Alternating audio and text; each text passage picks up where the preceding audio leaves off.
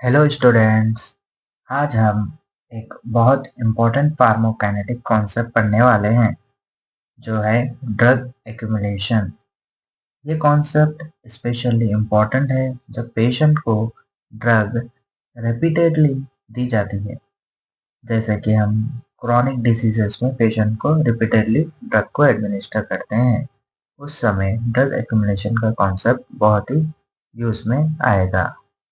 चलिए उसका डेफिनेशन देखते हैं। ड्रग एक्यूमुलेशन का सिंपल मतलब होता है बॉडी में ड्रग का धीरे धीरे बढ़ना विथ ईच रिपीटेड डोज। ऐसा क्यों होता है?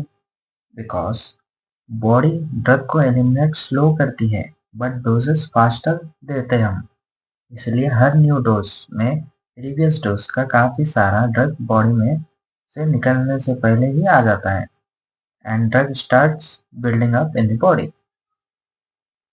It refers to the gradual increase in the concentration of a drug in the body over time due to repeated dosing। जब कभी भी repeated dosing देते हैं हम, जब ये concentration increase हो जाता है over time, उसी को हम कहते हैं drug accumulation। This phenomenon occurs because of the body's ability to eliminate the drug is slower than the rate at which it is administered। तो ये फेनोमेना क्यों होता है, ड्रग एक्यूमुलेशन क्यों होता है?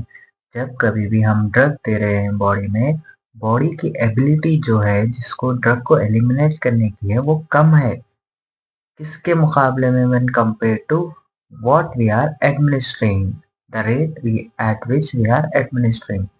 एडमिनिस्टर ज़्यादा कर रहे हैं लेकिन हमारी बॉडी उसको एलिमिनेट कम कर रही है, स्लो कर रही है, इसीलिए वो ड्रग क्या हो जाता है, बिल्डअप हो जाता है बॉडी में।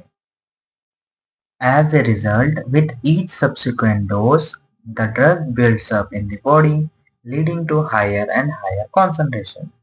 हर सब्सिक्वेंट डोज के बाद ड्रग बॉडी में जमा हो जाते रहती है क्योंकि उसका रेट ऑफ एलिमिनेशन स्लोअर है while administration rate is higher है।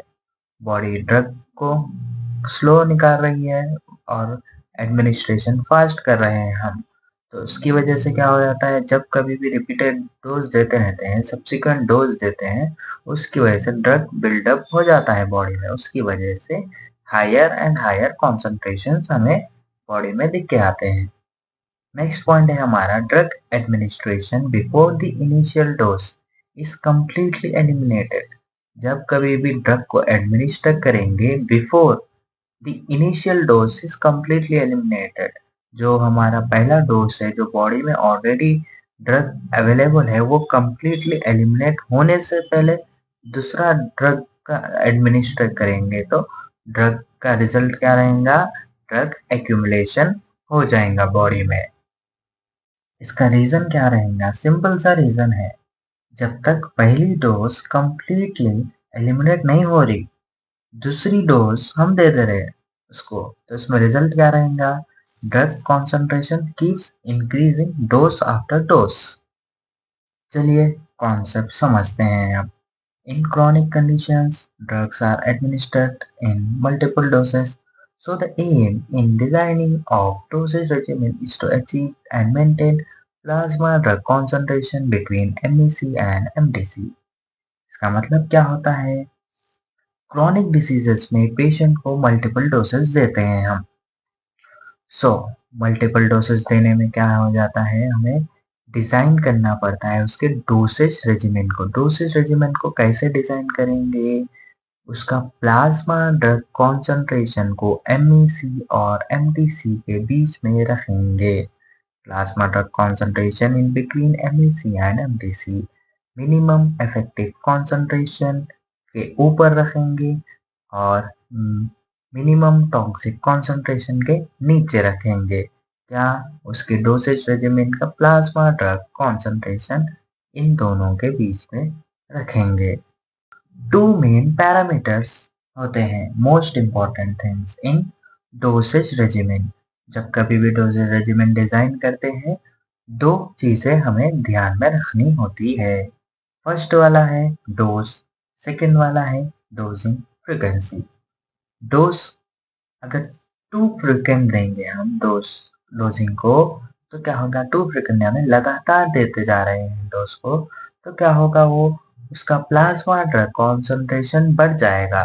किससे? मिनिमम थेरेपेटिक कॉन्सेंट्रेशन से, मिनिमम टॉक्सिक कॉन्सेंट्रेशन से, टॉक्सिसिटी से बढ़ जाएगा वो, मिनिमम टॉक्सिक कॉन्सेंट्रेशन जो भी रहेगा उससे बढ़ जाएगा। कब बढ़ेगा? जब कभी भी हम frequent dosing, to frequent dosing देंगे, जब बढ़ जाएगा। तो बढ़ गया तो क्या दिखेगा, टॉक्सिक लेवल से बढ़ गया है वो, तो hence toxicity can be seen. Second वाला है हमारा, अगर इनफ्रीक्वेंट डोजिंग रिजल्ट्स, अगर यहाँ तो लगातार दे रहे हैं, यहाँ पर क्या है, कम दे रहे हैं, दे रहे ही नहीं, कम दे रहे हैं डोज, तो क्या हो जाएगा, कॉन्सेंट्रेशन जो भी रहेगा, प्लाज्मा ड्रग कॉन्सेंट्रेशन जो रहेगा वो कम रहेगा, less than MEC, minimum effective concentration से वो प्लाज्मा ड्रग कॉन्सेंट्रेशन जो है कम हो जाएगा। तो इससे क्या होगा, hence no therapeutic response is seen, therapeutic response नहीं दिखेगा, वो इफेक्टिव नहीं रहेगा। इसीलिए हमारा एम होता है कि परफेक्ट बैलेंस मेंटेन करके रखना, किसमें, MEC और MTC के बीच में हमारे डोजिंग प्लाज्मा ड्रग कॉन्सेंट्रेशन को रखना। चलिए, अब क्या होता है कि रिपीटेड डोजिंग दे दिए हम, उसके बाद क्या होता है, बॉडी में एक पॉइंट आता है जहाँ पर rate of drug coming in which is equals to rate of going out, drug administers equals to drug elimination. इसी पॉइंट को हम स्टडी स्टेट कहते हैं। चलिए एक एग्जांपल से समझते हैं। हमारा डोज है 100 mg और डोजिंग इंटरवल है टी हाफ, यानी कि इसका हाफ होते ही फिर हम उसको एडमिनिस्टर करेंगे ड्रग को, यानी कि फर्स्ट डोज मैं दिया हूँ कि 100 mg, ओके, फर्स्ट डोज दिया मैं 100 mg, उसका डोजिंग इंटरवल कब होता है, टी हाफ, उसको हाफ होने के लिए कुछ सर्टेन टाइम लगा, जहाँ पर वो 50 mg हो गया। 50 mg होते ही फिर मैं सेकेंड डोज दूंगा उसको, पेशेंट को। तो सेकेंड डोज देते ही, सेकेंड डोज कितना है हमारा, 100 mg है, 100 mg, और बाकी का पहले बॉडी में बचा हुआ कितना था, 50 mg, 100 प्लस 50, 150 mg अब बॉडी में अवेलेबल है। 150 mg को फिर मैं डोजिंग इंटरवल के लिए वेट करूंगा, जो इसको हाफ होने के लिए, टी हाफ होने के लिए वेट करूंगा। टी हाफ हो गया, वो 75 mg हो गया। 75 mg में फिर मैं थर्ड डोज दूंगा, थर्ड डोज देते ही 100 प्लस 75 175 हो जाता है। ऐसे ही मैं कंप्लीट डोसेस देते रहता हूँ। कब तक दूंगा मैं, आफ्टर अबाउट 7 डोसेस, ओके।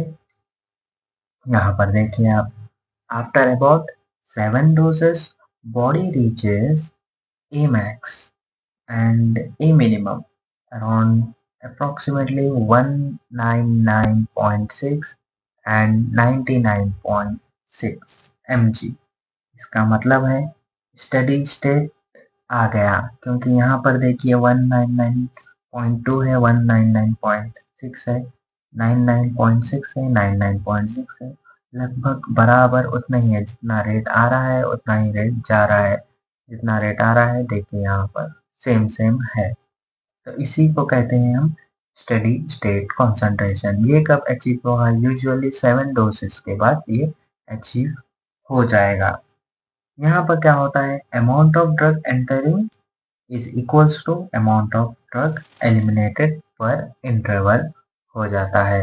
यहाँ पर देखिए amount of drug lost during dosing interval equals to amount of drug administered.